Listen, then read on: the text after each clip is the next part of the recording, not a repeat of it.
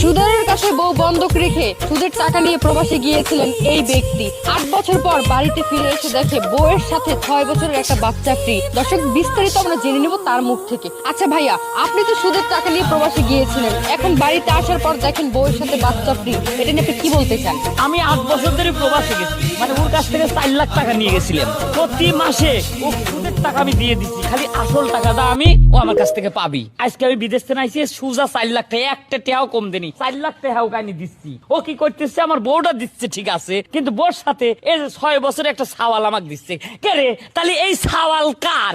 এই সাওয়াল আইলো কোন থেকে?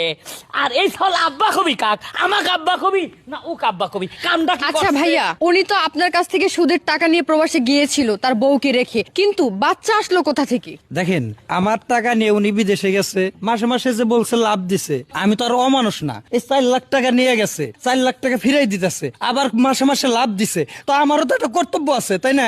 ওর বড় আমি দেখভাল করে রাখছি, ওর বড়ও মনে করেন ওর একটা লাভের অংশ দিয়ে দিচ্ছি। যেমন ও আমার মাসে মাসে লাভ দিছে, আমি মাসে মাসে লাভটা একসাথে রাখা ৬ মাস পরে ফেরত দিচ্ছি। ৬ বছরের একটা বাচ্চা হয়েছে, এখন রেডিমেড ওর আব্বা ডাকবো, আমি তো আর অমানুষ না।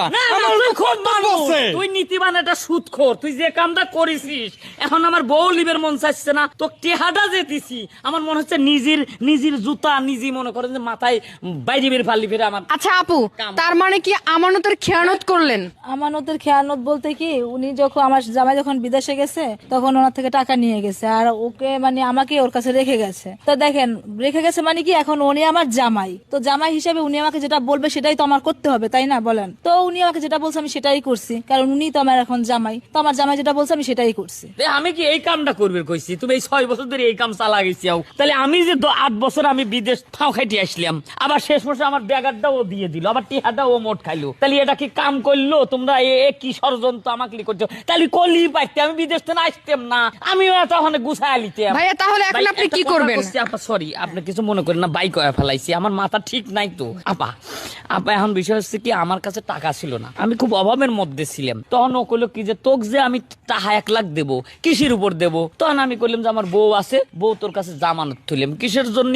যাতে তুই কবেন না, বউ থাকলে অবশ্যই তোকে টেহা দেবো, এই বিশ্বাস তুই টেহাটা দে।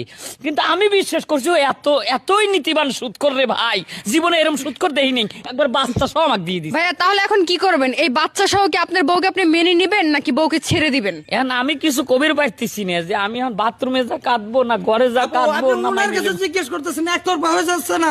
আপনি আমাকে জিজ্ঞেস করেন এই বউকে কি ও কি রাখবে না কি আমি তো রাখবো না, আমার টাকা দিয়ে দেবে না, ওর বউকে নিয়ে ও চলে যাবে, এটাই তো কথা ছিল যে ও বিদেশ থেকে ফিরে আসবে, ওর বউকে নিয়ে যাবে।